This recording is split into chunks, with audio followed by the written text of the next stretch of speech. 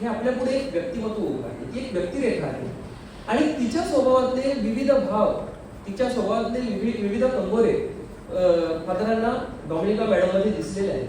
म्हणजे कशा प्रकारे ती अत्यंत शौर्याने त्या सरदाराला सामोरे जाते आणि बंड करते त्याच्या विरोधामध्ये आणि शेवटी त्याचा वध होतो आणि ती आपल्या समाजाला त्यातून मुक्त करते.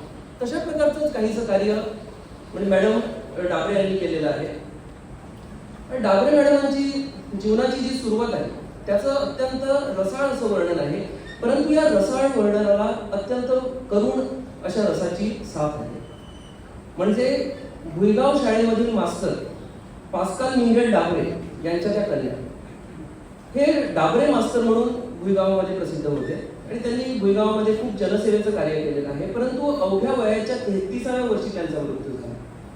म्हणजे आता इथे आमच्या रूथने पण सांगितलं की मूर्ती लहान कीर्ती महान वगैरे किंवा काही